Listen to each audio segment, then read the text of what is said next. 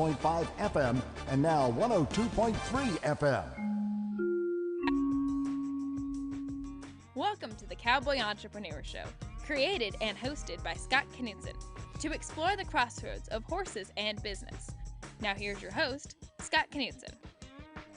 Hello and welcome to the Cowboy Entrepreneur Show. I'm your host, Scott Knudsen. Thank you so much for joining us today. Whether you're watching our podcast on one of our many platforms or listening to us on the radio out in California on KCAA, our NBC affiliate. Thank you so much for watching today and listening. Today we have a very fun show for you, Dr. Mary Marzak, and she is a mixed animal veterinarian living in LaGrange, Texas, and she is a motorcycle vet. And she has a great horse story, actually many great horse stories. Thank you so much for being on the show. Thank you for having me. Oh, we're going to have fun. So, so did you just grow up as a kid? Like as a kid, did you just say one day, I want to be a veterinarian?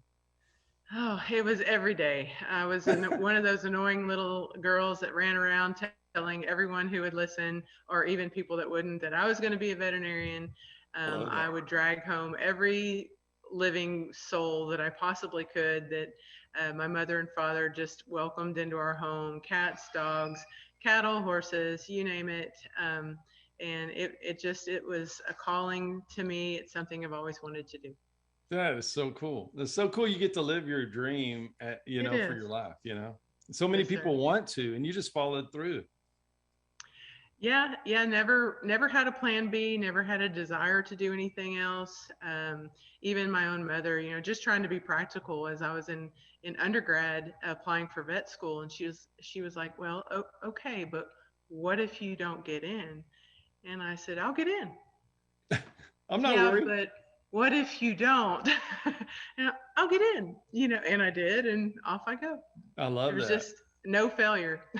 I love it. That's the only way to go. Just go straight. Just keep going straight. Yep. So did you grow up in a rural environment, or did you grow up in town? And in town, in Houston, yes, sir, in a neighborhood.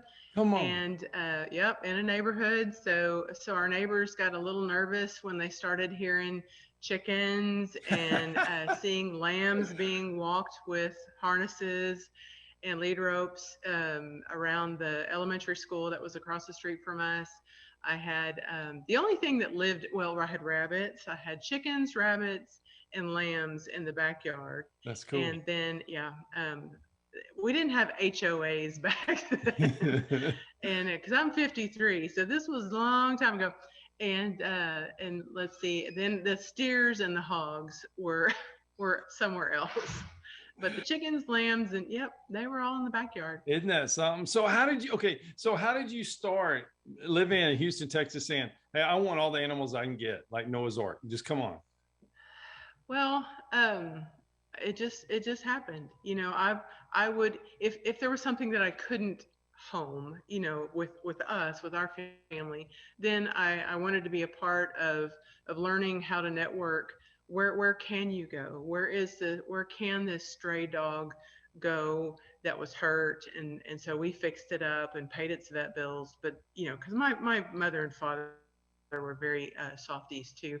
And, but then where to take it, foster it for a rescue group. The Houston Humane Society was really good, even back then at, they were subsidized well enough that, okay, you foster it until we can find a home. So did that. Of course, all the kitties just lived at our house, and everybody was spayed and neutered. You're allowed to stay, but you're not allowed to have babies. And, and then I end up with one horse and then two horses and, that kind of thing. But as long as we could afford to feed it and take care of it, we could have it. My parents did instill that in me, in that it's not fair to take it in and not be able to properly feed it, clothe it, house it, whatever. That was just a lesson. Even in the human, kids that were going to my school that had bad situations at home, and would stay at our house for a while. And you have to be able to properly care for something to help it. And so they instilled that in me growing up as a child, which was awesome. I'm glad for that. Absolutely. That's a really cool, it's cool to get to grow up like that, being surrounded. I was blessed. Yes, Yeah, yes. absolutely. So where'd you go to school? In Houston, high school, then went on to Texas A&M Awesome. and finished my freshman and sophomore. And back then, I went ahead. Of course, I didn't have any money and needed to go right into vet school as soon as I could. And so I took the MCAT in the spring of my sophomore year, which was at least a year or two earlier, probably than I should have taken it. But I was like, I got to get on this show on the road. I don't have any extra money for another year or two of rent and feeding myself because I like to eat. And so went to started applying the fall of my junior year and actually got in the first wave, got an interview and got accepted in December of my junior year. And so I went into vet school before I completed my bachelor's. Isn't that But I something? didn't want to do anything else. And that's when my mom was like, well, maybe don't you think you maybe ought to have a plan B? Didn't have a plan B, Ah, just went right straight to vet school and graduated on a Thursday, moved on Friday, unpacked on Saturday, and started work on Sunday or oh that my, Monday. oh my goodness. So you had it Yeah. mapped out to a T, that's for Oh sure. yeah. Yeah. Yeah. Get to work. I love it. I love it. So being a vet, yeah, it's a very rigorous job. It's So definitely a job of passion for sure, but it's a tough job. Can you take maybe somebody that's listening to us on the radio or maybe even watching this, never really understood what a veterinarian does? oh gosh. Well, my practice, the day could start with plain and simple preventive care type of vaccinations and making sure that something doesn't get sick. And then, a hit by car dog comes in the door. A heat stroke in the summertime. We had a lot of those. Burn patients, coming out from the fire department from home, fires. We'd have, of course, horse colics or horse injuries. We took all of our own emergencies, and so that C-sections on, all kinds of different species. Um, uh, one day, funny story. You'll have to do the shepherd's hook and bring me back from telling stories if you have a point you want me to make. But this guy called from about an hour away and he's sobbing, and the receptionist said this man's driving from Hillsboro. This was when I was in Granbury.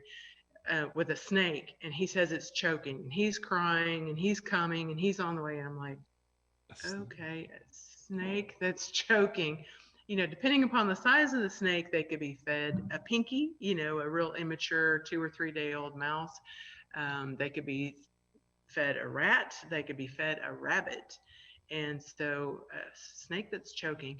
So he walks in the door, and this man is as big as my house, and he's, a huge man, looks like a bouncer, all tatted up. And of course, you try not to stereotype, but I'm like, oh my God, if I don't save this snake, this man's going to kill me. And so, and he's sobbing. And I get the snake, and their teeth are faced backwards so that when they ingest something, it's stuck. It's not going to be able to get out. And the lower jaw had turned all the way around, and the tooth had stuck. And so the jaw was actually turned all the way around. And all I had to do was, it was a big boa. It was about 9 foot long. It was crazy big. I mean, he wore the snake, he was so big. And so I unhooked the tooth, and the snake moves his jaw around, and he's all happy again. And I mean, this man is hugging me, squeezing me, picking me up, kissing my cheek for saving the snake. And okay, thank you, bye. That's And awesome. off he goes. And so you never know what kind of day you're going to have, which was so much fun. Right. To not really ever know what was going to come in the door. That is so cool. So did you do most of your practice in the clinic, or were you out in the pasture? I did house calls. I did a lot of house call euthanasias because I was the only one in my town that would do that. And that was a real, it became a real pleasant thing for the clients who wanted something like that to happen at home. The animals were more comfortable there. They were certainly, they weren't having to be either trailered or put in the car and moved if they were hurt or sick. Their family could be around them, their other Right. pets could be around them. And so I did a lot of house call euthanasias, a lot of farm calls, which I really liked. It was fun to get out of the clinic and get dirty and smelly and fun stuff like that. Lots of pulling calves and we had a lot of goats, did a lot of dystocias or abnormal deliveries in goats. So yeah, Wow. it was fun. I enjoyed it. There was something you said about euthanasia, and we'll get off the topic because it's not one you smile about, but it was so interesting. You said you after you do that, you leave the animal there if it's with other animals. Yeah, so it's really important. Animals grieve too. Animals need to have that closure, and so I would always tell my clients in preparing for, like, if a dog had kidney failure or cancer or something that they were going to have to be facing euthanasia soon, I would tell them, if you have other dogs, you have other cats, you have other pets at home, it's best, let's euthanize the pet at home and have those other pets the ability to come up to the body. And sometimes dogs will just sniff and kind of look and maybe, investigate, and then they walk away. And if you were to just take your, Fluffy out of the home in the car to the vet and never come home with Fluffy, that other dog, and sometimes the cats and other species, even birds, and I've had guinea pigs do it, birds do it, ferrets do it. They'll look and they'll hunt and they'll search and they'll wonder, and watching, especially the dogs, look for that other pet is heartbreaking. The people need to move on. Right. And I've done it with horses. If foals were to pass away at the clinic, the mares leave them in the stall. They would actually bury the foal with shavings. Wow. And then when they kind of just step away from it, the mares won't call for it. They won't look for it. They'll dry up a lot faster. And I didn't do a lot of horse breeding, but horses need to have that moment. And sometimes it's something as simple as a couple of sniffs, and then they'll okay, and they move on. That chapter is closed, and there's no more looking or searching. So it's a very it's a hard thing to do, but people will call me later and go, "Oh my gosh, I would have never thought that my other dog needed some help. I thought I was just the one that needed help through that." And thank you, and it made me feel good that I was helping them through a terrible time. Yeah, it's a sad story, of course, but it's so great you shared that, because it was interesting to me, and I've been around animals all my life, and it's neat to see that other perspective, for sure. For sure. Well, my husband would always say, I would anthropomorphize too much, that's where we're putting human emotion, human behavior, human logic into the animal's beliefs or actions, and sometimes that's true, but I see it. I see how they respond. I see how they react, and I see how beneficial it is, and so they need that closure just like we do. Makes sense. Well, thanks for sharing that. That's something else. Scott will be right back with more. Hi, I'm Scott Knudsen, host of the Cowboy Entrepreneur Show, heard on KCAA, Fridays, 3 p.m. Pacific. I'd like to talk to you about something I'm very passionate about. Those that know me know I love my coffee. In the morning, afternoon, and even late in the evening, I enjoy a good cup of coffee almost any time of the day. Now, my team at the Cowboy Entrepreneur Show has been working for several months on creating and introducing our own brand of coffee. We wanted to make sure that we got it just right. We don't want to put our name on anything unless we're 100% certain that it's the best product available, and we've finally done it. We have created a wonderful line of coffees, 13 fantastic flavors offered in whole bean, ground, and K-Cups. Any way you like to brew your coffee. Now, each of our coffees carries our brand, the very same brand that we put on our horses, our trailers, and our chaps. So you know that this is a quality product. And we only use 100% Arabica beans, the very best beans available. Just listen to some of these wonderful blends and flavors. Jamaican Me Crazy, Honduran San Marcos, Chocolate Cherry Amaretto, Breakfast Blend, and my very favorite, Haley's Blend. A coffee so good, we named it after my daughter. You can order these coffees today by going online to javacowboy.com. That's javacowboy.com. And if you order today, you can get an extra 10% off your final purchase just by entering the promo code COWBOY on checkout. Remember, that's promo code COWBOY for an extra 10% off. Just go to javacowboy.com to order your coffee today. So the motorcycle vet. So I don't know. I think that's the coolest name. That's just cool, man, because it's two cool things you do right there, among others. So what do you ride? Right now I have a Goldwing, a Honda Goldwing. Awesome. Yeah. So we've been on. Oh, go ahead. No, it's all you. I started with a Deluxe, which is a Softail Harley in '07. And it was blue, white, and chrome. It was the prettiest. It was a hot bike. And but I just couldn't quite keep up with the boys on their bikes, and they kind of drove a little faster. And so I got my first Road Glide, which is the biggest touring bike Harley makes, and that was really cool. And then got another one, and we ride those all over the place. We rode them, from Texas all the way up to Montana, all around Colorado. And then after, we go far enough that we want to be a little bit more comfortable. And so now we're on a Honda Goldwing. Awesome. My husband rides his, I ride mine. That's a good deal right there. That's pretty fun. Yeah. So let's talk customers that you've worked with.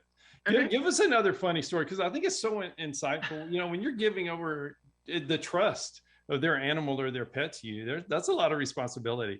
So what's another funny story? Because I'm sure you could write a book. Oh my God.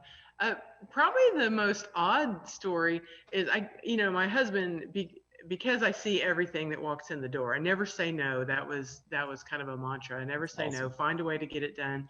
Well, I get this phone call, and are you Dr. Marzak? Yes. Do you see camels?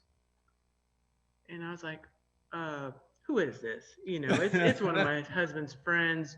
And so in case the guy was for real, I said, well, I've seen alpacas and llamas. I guess it's pretty dang close. And sure, I'll see your camel. What's wrong with it? Well, I need it castrated. Oh, okay. That's a first request for me for that, but sure. And he goes, well, do you do that on a house call? And I said, I sure could, but it needs to be kept up for 24 hours and then before it's let it out into the pasture. Oh, I don't have a place for that. Could I bring him to the hospital? Yes, of course. We have big stalls. And he goes, well, the problem is I don't have a truck and trailer. So can you come get him? Okay, now it's getting weird, but okay, so yes, I can come transport him. I have a truck and trailer. And he goes, okay, so I'm not there, but he lives in this 200-acre pasture. So here's my gate combination. You just drive up through my gate and just call his name. Just call Walter. And I'm like, who names a camel Walter? Certainly this has got to be one of my friends. And I said, so I just drive in and I call for Walter, and Walter's going to come. And he goes, yes, ma'am, Walter will come. And I said, and Walter will just happily get in my trailer? And he goes, yep, you just point in and he will just walk right in there. I'm like, okay. And I said, so, what is your credit card number? I'm going to charge you if I get out there and this is a joke, or, and he goes, oh, no, ma'am, just call Walter. Okay. So I drive out there. The ranch was in Glen Rose. I drive out there, drive through the gate, call for Walter.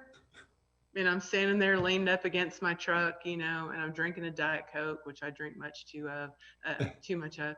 And I'm sitting there drinking my Diet Coke, and vroom, vroom, vroom, here comes Walter running across the pasture. And I'm like, there is no way somebody is videoing this, and I'm going to be on a show. Here comes Walter. So he comes up to me, and I had a halter and lead rope out. I didn't really know what I was going to do with it, but I had a halter and lead rope. You were almost out. prepared.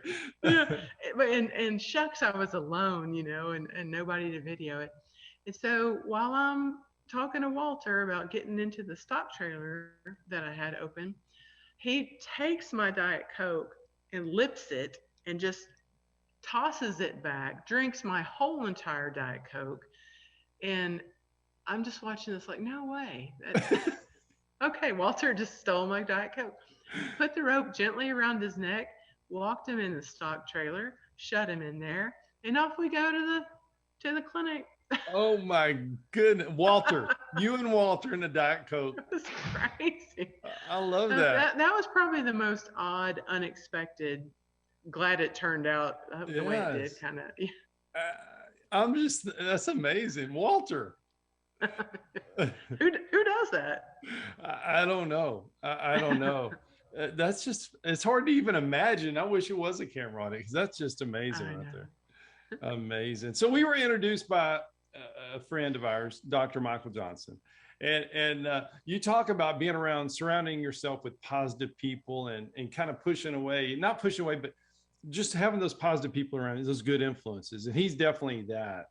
But would you mind just talking a little bit about your positive mental state? Because being a veterinarian is really tough. And how do you stay positive every day? Well, first of all, try to turn a negative into a positive, in that, okay, this animal is sick. Let's diagnose why and how, and let's find a way to fix it, if we can. Let's do right by the animal and the client that brought it in.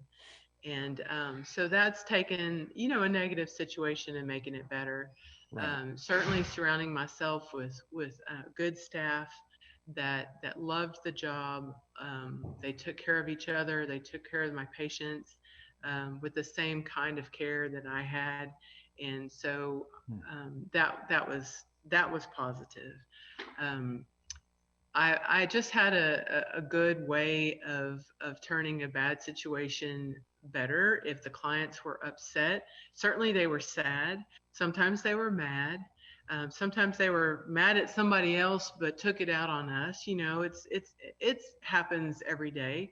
The desk clerk or the stop and rob. I call them stop and robs. The gas station clerk always seems to get the brunt of somebody else's anger, and we were no different. We would get that, but I had a very good way of talking them down and making a positive situation.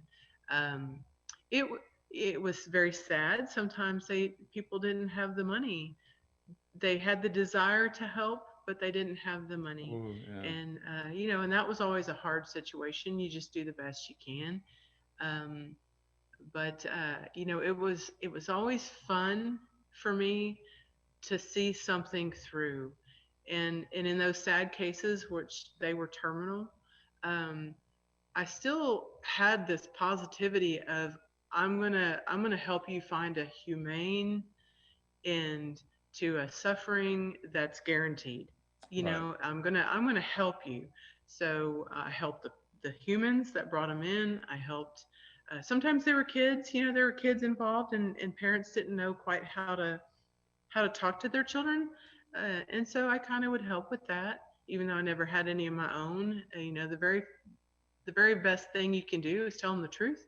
Yeah. Because they'll know when you're lying. Absolutely. And they need to know the hard truth. They want to know the hard truth, and let them be a part of it if they can handle it. And so I always just had a knack for getting myself, and I think it was really self-preservation. I had good coping skills, and so I was able to get through the day bearing suffering, but not carrying it around as my own suffering, Gotcha. I could put something to rest and move on, Right. Makes sense. which helped me stay sane. Well, like you said, it's the power of the positivity. It's just but helping somebody else get there too. And that's Yes, tough. It's such an it is. emotional deal. And good and bad. Good and bad. Thank you for listening to the Cowboy Entrepreneur Show. Scott will be right back with more. For more information on Scott Knudsen, the Cowboy Entrepreneur, visit us online at cowboyentrepreneur.com.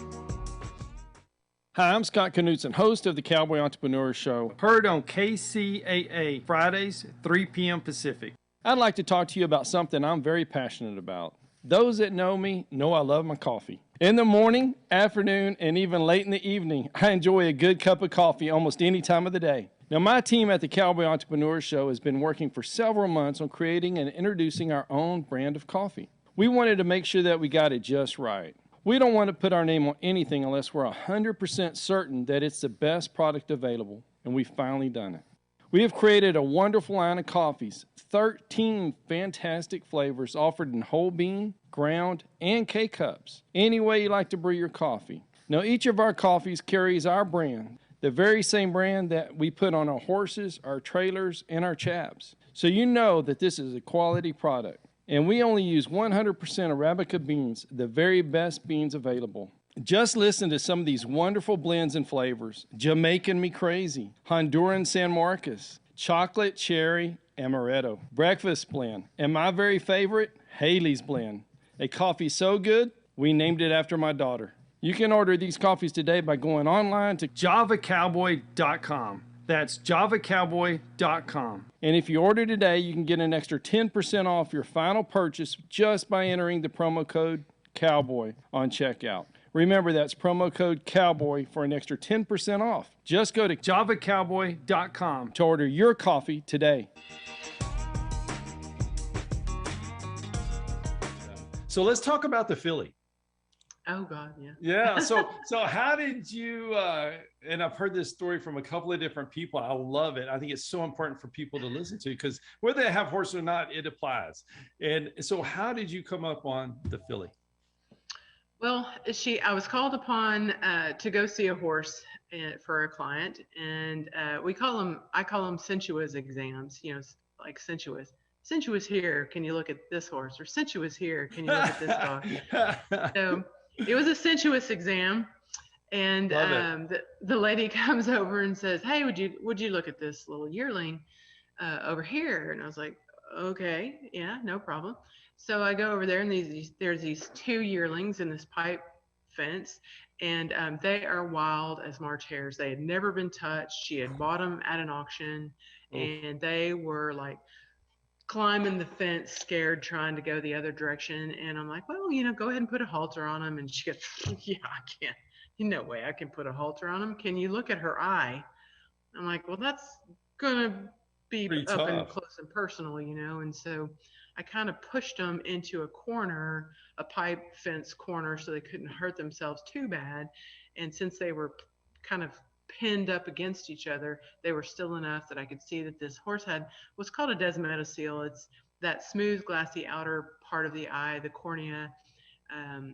Think of it just as a specialized skin. It's extremely, extremely thin, and which makes it transparent. Also, it doesn't have any blood vessels, which makes it transparent. So, but think of it as skin, and if you abraded it deeply enough, it's gone, and the very last membrane before the eyeball ruptures like a water balloon is the Descemet's membrane. So it looked like a blister, and I told her this is fixing to rupture any second now. The eyeball is going to rupture like you put a pin in a water balloon, and it needs to have surgery. You can save the eye, you can save the vision.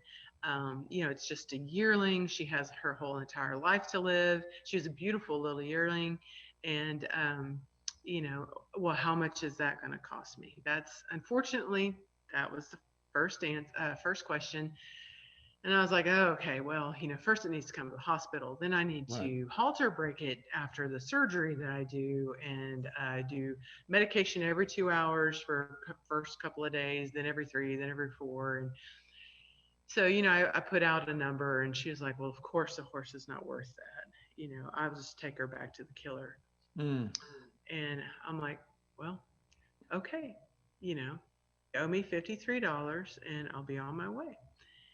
And which is sad, but it's in that positivity place of I cannot make your lack of responsibility or your maybe she was being responsible because Right. financially she couldn't do the right thing. Sometimes there are fates worse than death, right? Mhm. Being neglected, being pain every day. And Yeah, that's so true. I left and I went home and I waited, I stewed about it. And I told my husband, I was like, I'm going to go get that horse. Bless his heart, he never tells me no. And, but I also am very good at not making other people's problems my own. And he goes, okay. So the next morning I call her and I said, okay, here's the deal. You owe me $53. You're not going to do anything for that horse, even if you take her to the killer. So I'm gonna come get that horse. I'll write up the paperwork and I'll forgive that debt of $53. Okay. Took it off her hands, and so Yeah. took the stock trailer, had to literally run like, this wild horse up in the stock trailer, brought her, and the eye had already ruptured that night. And so brought her home, did the surgery, which is a corneal graft. It was a really cool surgery, really fun surgery to do. So I really couldn't wait to do it. Did it. She did awesome. It was fabulous and saved the vision, saved the eye. Wow. And then she just parked out in my pasture for the next 8 years because I was riding my other gelding all the time. And he was just a perfect gentleman. I'd had him for years and years and years. He was one of those that if you think pick up the left lead and go left, he just did it. Oh, wow. I should have reined on him because, he would have been one of those horses you never saw the cue, I never had Love to it. lean, I never had to push. He was just the perfect gentleman, like a Cadillac when I to ride. And so he was about 30 and when I had Philly broke. And so she was 8 when I had her broke, which was a mistake on my part to let her just go out and be a horse for 7 additional years. Yeah. But when he died, he colicked one morning and I put him to sleep. Mm. And I can remember thinking, which is a horrible thing, and people are going to think negative, terrible things about me, but I can remember thinking, honestly, why didn't she die? Why did you have to die? Why did you colic to the point of euthanasia? Because he was a surgical colic and he was 30 years old, and I wasn't going to do that. I posted him. I did a necropsy on him afterwards, and it was an epiploic foramen entrapment. It was definitely a surgical colic. He was not going to probably even make it through that without laminitis, and he was already 30 years old. So it was the right thing to do for Right. me and him to put him to sleep. But I can remember honestly thinking, why couldn't it have been her? Right. Why did it have to be him? So I carried that grudge and that chip on my shoulder around with her as I began to interact with her and ride her. She grew up to be this fat, ugly, short-backed, thick-necked, pony-like, horrible conformation from what I had experienced with my boy, and I was like, you're like riding this cartoon horse. Oh, I no. hate riding you. I hate saddling you. I just hate. I just could not develop this positivity that usually I carry around all the time. Right. I did not like riding her. To trot her was like I was going to have a concussion or need false teeth or get my discs in my back replaced because she had this most miserable trot. I literally had to practice breathing on this horse's trot. So a little choppy is what you're saying, a little choppy? Oh my God, it was so bad. And so, as I began riding her, she was just a nutcase. I could not find this way of communicating with her. She was angry. I was angry. We were both frustrated. We both certainly didn't like each other. but I was like, I'm going to keep going. Right. I'm committed to you. You're my horse, and I should be better at communicating with you. So let me get some help. And I started asking for help from various trainers, from various industries, and I started taking her out and about. You need to see the world. You need to be around other horses. You need to be around other humans. I need to I need to get you out in the world. So she was so bad, and I tell people this that know her now, and they don't believe me, but she was so bad. I literally wore my full face motorcycle helmet to bridle her. She Oh was my that, goodness. she would twist her head, paw, kick, it was a miserable thing. It took an hour to saddle her. Oh my It took about goodness. another hour to put on her hoof boots. Well, It for was you just to have to misery. wear your helmet shows how bad A of a helmet. situation that was. Oh my It was goodness. terrible. So I began to do, okay, let's back up. Let me go out in the pasture, give you treats, give you loving, walk away. Always retreat, walk away. Let you know that it's not always work, it's not always bad, it's not always And so then I started carrying the bridle with me. Okay, see, it's just a bridle, it's no big deal. Because I mean, she would run, and I don't know if you know about Indians walking down horses, but how they would capture wild horses, but they So would cool. walk them down. And so I would walk her down. And this might take an hour and a half, but I would Mhm. walk her down. I was like, oh my God, bring in your Indian heritage and let's get this done. And so um, then I'd start just putting the bridle up near her pole, take it away. See, that's all I ask. And one day she was carrying on, and of course I had my helmet on, and she's, doing all this. And I'd had it. I had literally reached a level that Mm. I didn't of low that I was sobbing, I was crying, I was so mad, I was upset. I was like, this life is too short to be for you to do this to me or me to do this to you. Right. Whatever's happening needs to no longer happen. And so I started this deep introspection of she's just a horse. She's just responding, with finding a way out, away from pressure. So I'm supposed to be the human with the bigger brain, the more logic, the ability to learn better, faster, more, etc. So from now on, since you're just a mirror, I'm going to be good. I'm going to be happy. I'm going to be positive. If I'm having a bad day or you're having a bad day, I'm going to walk away. It's not a good day to Wow. train. If I come to you with negativity, you're only going to give it back to me tenfold. So I'm no longer going to do that. We're only going to move forward from here. And we're going to get lots of help, and we're going to go lots of fun places, and we're going to do lots of fun things. But we're going to be together, and we're going to like it. Dang it, we're going to like it. Like it or not, And you're gonna like it. yeah, I'm going to force the like. And it was just a new attitude. It was a new perspective. I started looking at her in a whole new light. She had become a boss mare to my remaining gelding, who was my husband's, and I began to appreciate the negative behaviors, what I thought were negative behaviors. She would bully him. She would drive him to water, drive him to, to shelter when it rained. She would drive him over here, out of the wind, out of the rain. She wouldn't let him stand near a gate. I mean, if there was trouble, she drove him into the woods. She was always driving him, driving him, driving him. And after he was euthanized, I realized she was just taking care of him. She was Yeah. just being a boss mare. And then I would see her in the rain, thinking I'd never seen her in the rain before, because she would always take him and put him in a safe place. And so I began to, appreciate her Right. and what she was doing.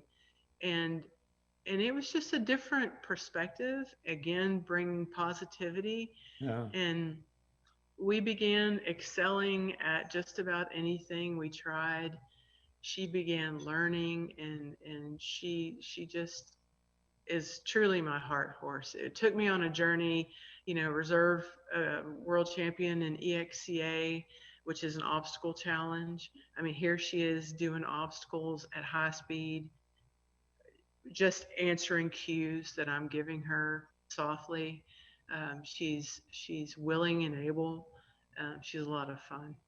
That's such a beautiful story, because it's the highs and lows of being with horses, but also you applied that same technique with your clients coming in with the different situations. Mm-hmm. You had to control the emotion, and I love that. I love that so much. And so when was your aha moment? Everybody has one when they go through a story like that, when you just went from. Yeah.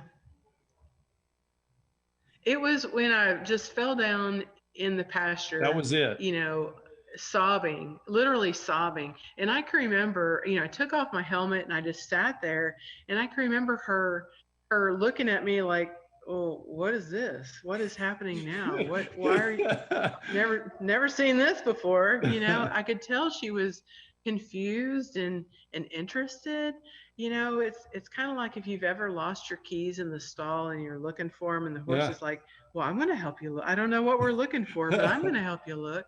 They're just curious, and I can remember her sniffing me, my face, and like, not understanding what was happening, because she had never seen it before.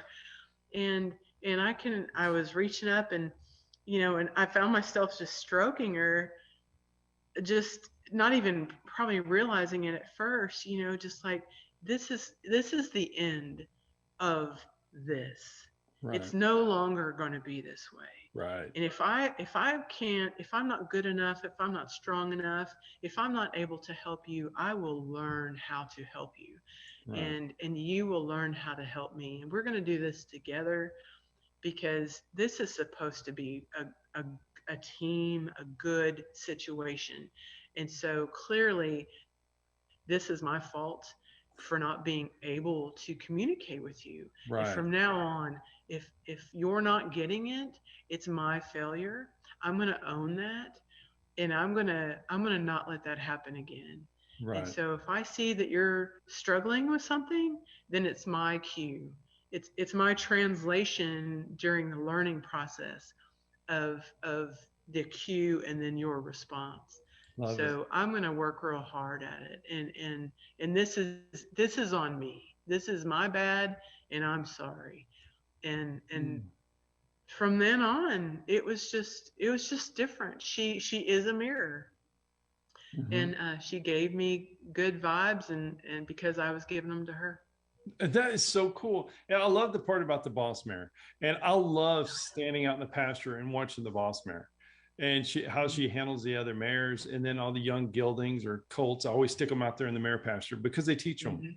They teach them better than I do. They teach them Mother Nature's way. And I love watching that. I love how you picked up on it. But when you needed help the most, she immediately went to you.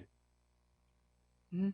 Yeah. She gives me everything. I mean, sometimes, she's typical. She's not marish in that she does raunchy things just for fun. I mean, if she's having a moment, I mean, we all have moments. We all have Absolutely, bad days. Yeah. And sometimes, and I've had to give that to her, and she's had to give that to me. We've had to go, okay, today's not a great day to work on lead changes.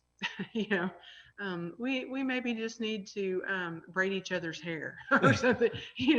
Let's just be girls today. Yeah. And stroke each other or whatever. That's just, sometimes we need that, and that's fulfilling. To recognize that and to have that happy moment when it could have been a negative moment. That's what's necessary sometimes, and I'm glad now that I can recognize it. Yeah, I love it. It's such a great story, because you get to a certain point when there's no turning back. You're that's it, and all of a sudden something flips, and then it just becomes magical. That's the best part about horse training, and if you let them, they'll teach you, and you just were like, okay.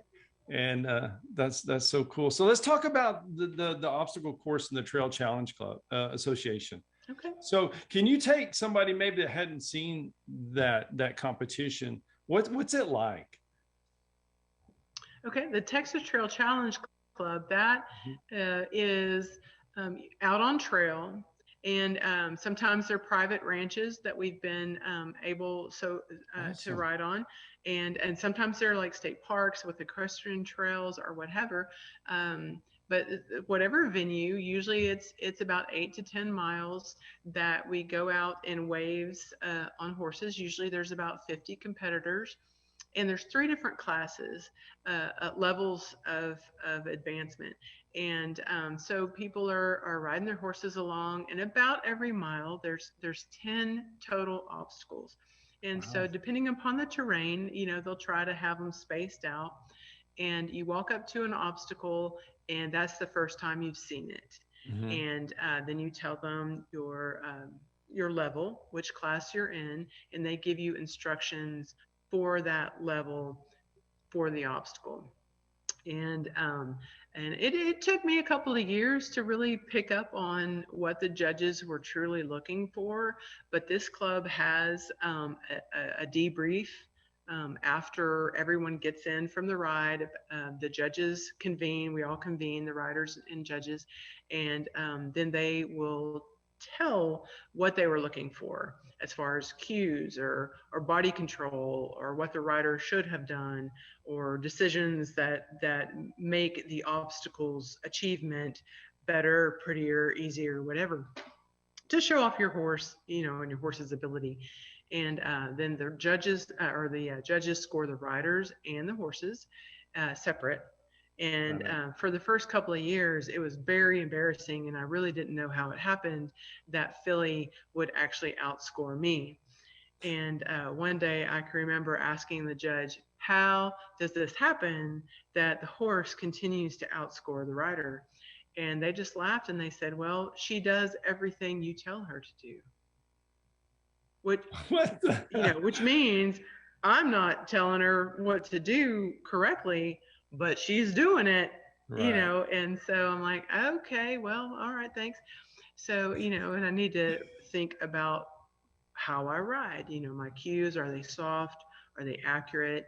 Am I doing the best thing for the horse? And she just, after that second year, she just sailed through those classes. So cool. And it's nice now to know that as a rider and as a horse owner, people look up to me to help them.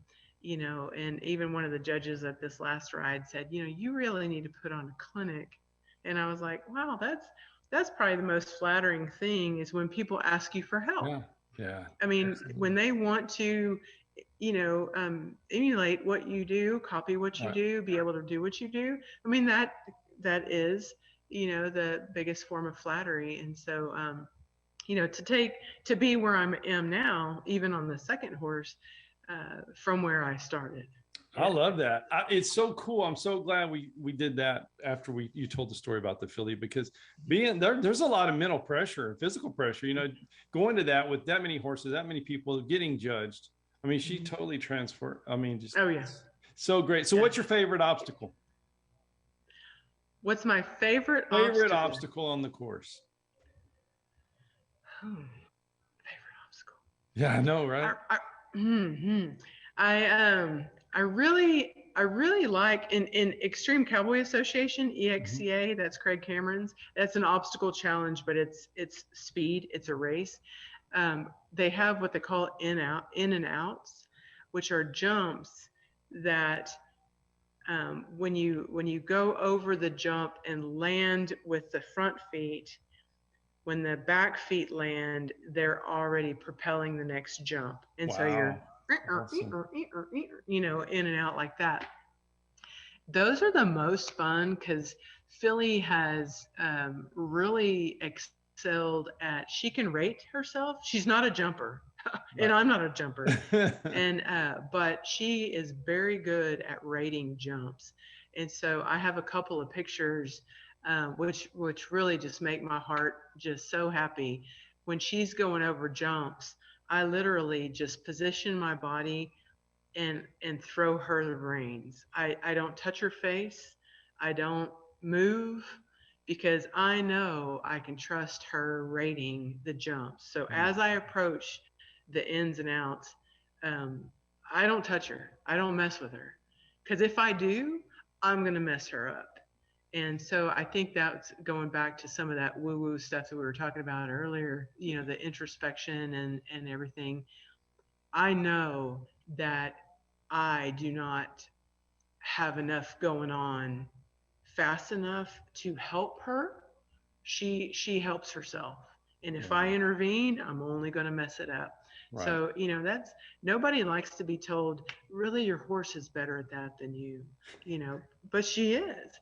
And I've learned that, and now I need to back away and let her do her job. And so probably the jumping, even though we're not really great at it, we do it. And she really makes me look good at it because I'm not. She just does such a great job. So probably jumping. That's awesome. It is so cool. So cool. So you got a motorcycle ride plan? Oh, yeah. Every August we go to the mountains. We go to Colorado and buzz all around Colorado. We go to Utah, we go to Wyoming, maybe South Dakota, up into Montana. And pending weather, we don't have a plan. We literally just hop on and go. And we look at a radar and go, okay. And sometimes we got lost one time. Well, not lost. We just came to a T. We were in Utah, I'm pretty sure. And we came to a T in a road we'd never been on before. And my husband kind of was like, okay, we just went left. We had no idea what left was. We have a map, but we just went left. And we end up, seeing some beautiful, beautiful countryside. And just with friends, and we enjoy going with friends, and we ride real safe. We don't drink and drive, or we probably ride a little fast. I won't tell anyone. Don't record this for the insurance company. But we do like riding fast. That's awesome. Well, thank you so much for being on our show, and I love the story about Walter. That was awesome. And still in your Diet Coke. That's just funny. So funny. Didn't know that would happen, but it was funny. Absolutely. Well, thank you so much for being on the Cowboy Entrepreneur Show. I had such a great time, and I know the listeners and the viewers loved hearing your stories.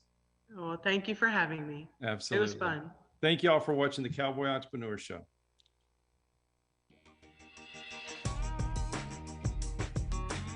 Thank you to all the great sponsors of the Cowboy Entrepreneur Show.